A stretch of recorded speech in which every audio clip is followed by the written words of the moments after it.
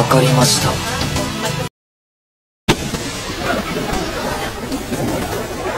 Halo Sobat Animaniak, dimanapun kalian berada, gimana kabar kalian hari ini? Semoga selalu dalam keadaan sehat dan rezekinya semakin lancar, amin.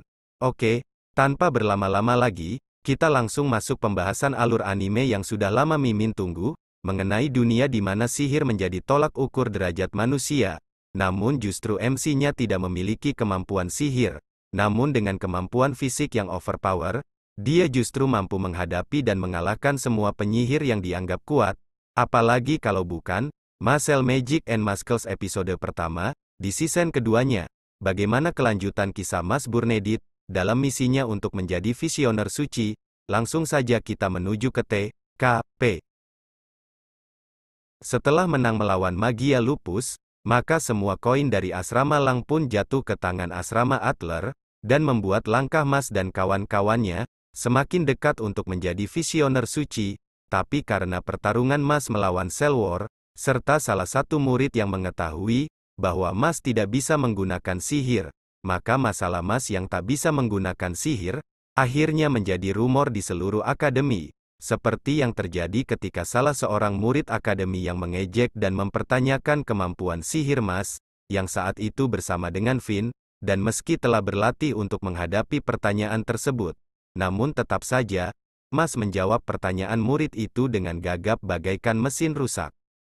Finn yang menyudahi percakapan tersebut dengan mengajak Mas pergi, namun murid tersebut bersikeras mengejek, ketika mendadak murid tersebut terhempas kuat ke tanah, yang ternyata hal itu dilakukan oleh Lance, yang mendatangi mereka bersamaan dengan Lemon dan Dot, yang saat itu terlihat duduk di kursi roda, dengan tubuh penuh dengan lilitan perban, akibat mengalami luka paling parah, dari pertempuran terakhir mereka, seperti yang dijelaskan oleh Lemon, yang mendorong kursi rodanya. Scene lalu berpindah ke kamar 302 di asrama Adler, di mana Mas dan kawan-kawannya menggelar pesta kemenangan saat melawan serta mendapatkan koin dari asrama Lang. Namun ketika Finn menanyakan keberadaan Lance terakhir kali saat mereka menghadapi Magia Lupus, jawaban Lance yang mengatakan keberadaan terpidana mati di ruangan bawah tanah saat itu, membuat Finn merasa seram, terlebih ketika Abel dan Abyss yang merupakan siswa asrama Lang, merangkap pemimpin Magia Lupus, turut serta dalam pesta perayaan itu.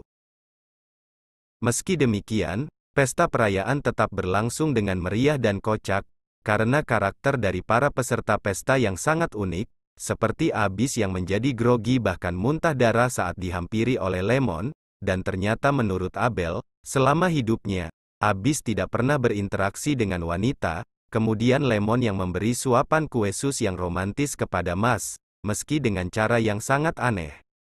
Hingga di satu kesempatan, Abyss memberi peringatan kepada Mas, yang menurutnya telah diincar oleh organisasi Innocent Zero, di mana organisasi tersebut mencari orang-orang yang memiliki energi sihir kuat di akademi, dan sebagai imbalan bagi yang membantu mereka, maka akan diberi kekuatan, seperti yang terjadi pada Abel sebelumnya, yang telah mendapatkan kekuatan dan membuatnya menjadi penyihir dengan 3 garis sihir.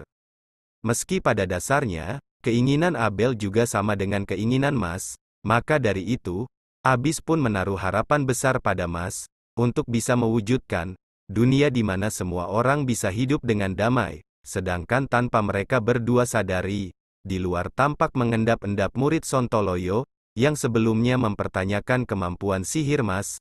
Murid tersebut heran melihat keakraban antara Mas dan Abyss yang merupakan murid nomor 2 asrama Lang, di mana sebelumnya asrama mereka saling bermusuhan. Selanjutnya murid itu lebih terkejut lagi ketika Abel yang tidak dia sadari kehadirannya, muncul dari arah belakang, dan menanyakan urusannya. Kontan saja murid tersebut langsung ngacir tanpa memberikan jawaban.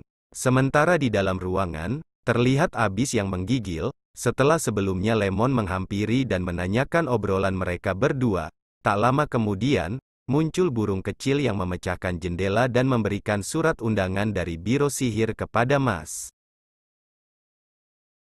Keesokan harinya di Biro Sihir, terlihat Mas disidang, atas penyelidikan Biro Sihir terhadap dirinya, yang diduga menyembunyikan fakta, mengenai dirinya yang tidak bisa menggunakan sihir. di mana tindakan tersebut dianggap sebagai kejahatan berat dalam dunia sihir, karena bagi Biro Sihir, dewa telah menciptakan dunia sihir beserta eksistensi di dalamnya, yang mana sihir merupakan salah satu mukjizat pemberian dewa, sehingga keberadaan Mas yang tidak bisa menggunakan sihir, dianggap sebagai bak yang mengancam mukjizat tersebut. Ketika Mas mulai dipojokkan, saat itulah salah satu visioner suci, Rioh Grans muncul dan membelanya, dengan mengatakan, bahwa Mas memiliki potensi untuk menjadi pria sejati, meski pada akhirnya, Rioh pun meminta Mas yang merupakan minoritas, untuk mendobrak dan melawan anggapan mayoritas di dunia sihir, dengan mengujinya menggunakan sebatang lilin, yang mana Mas harus bisa menyalakan lilin tersebut, tanpa harus menyentuhnya. Melihat hal itu, Bapak Botak yang sebelumnya menyidang Mas, menganggap Mas remeh, karena menganggap bahwa Mas yang tidak memiliki sihir, tidak akan mungkin bisa melakukannya. Bahkan meski saat itu terlihat Mas dengan tenang membawa tongkat sihirnya, lalu menghampiri dan berjongkok di depan lilin, untuk selanjutnya dengan tongkat sihirnya itu, Mas kemudian melakukan kegiatan anak pramuka, Bapak Botak tetap meremehkannya. Namun yang terjadi justru membuatnya sangat terkejut.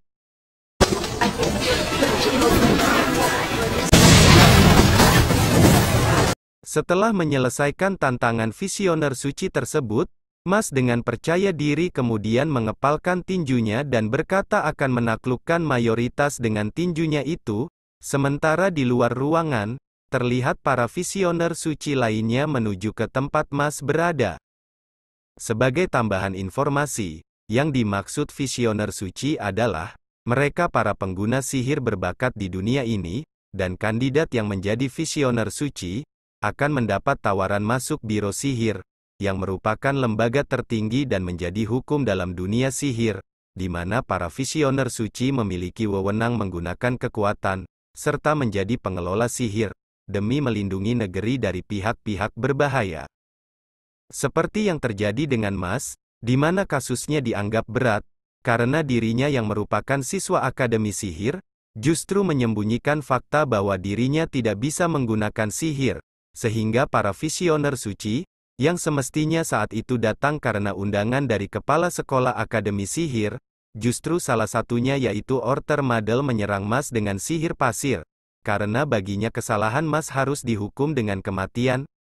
Namun mendadak Bapak Botak menentang keputusan Orter, dan dengan tingkah aneh, mengatasnamakan ucapannya sebagai perwakilan dari Innocent Zero yang mengklaim, bahwa Mas sebagai milik dari Innocent Zero, ternyata kondisinya saat itu akibat dari parasit sihir yang ditanamkan oleh Innocent Zero, yang mana parasit sihir itu memiliki sifat akan menjadikan manusia yang memiliki sihir sebagai inangnya, sehingga akan sulit untuk mencabut parasit yang tertanam di belakang leher Bapak Botak, di saat terjadi ketegangan yang memperebutkan dirinya, dan siapa yang akan mencabut parasit sihir. MC kita justru dengan santai dan tanpa berdosa, bergerak cepat mencabut parasit sihir yang saat itu langsung melompat masuk ke dalam mulut Mas. Hal itu tentu saja menimbulkan kekhawatiran terhadap Mas, namun yang terjadi justru parasit tersebut dimuntahkan oleh Mas, dalam keadaan terikat bagai balon anjing. Setelah berhasil menyelamatkan Bapak Botak yang dipanggil Pables, Mas pun menganggap masalah beres, namun visioner suci, Orter Madel tidak sependapat dan tetap bersikeras untuk menghukum mati dengan membawa Mas, yang saat itu juga dengan tegas menolaknya, sehingga Orter Madel bertindak dengan menyerang Mas menggunakan pasirnya yang mengarah tepat pada kepala Mas. Namun sesaat sebelum serangan itu mendarat, visioner suci Rioh Grans menodongkan tongkat sihirnya pada Orter Madel dan berkata bahwa opininya sebagai salah satu visioner suci belum didengar. Di saat perdebatan mereka berdua sebagai sesama visioner suci berlanjut, saat itu mendadak sebuah pedang besar memisahkan mereka berdua, disertai dengan kedatangan Kepala Sekolah Akademi Easton bersama dengan Rain Ames, yang juga merupakan visioner suci.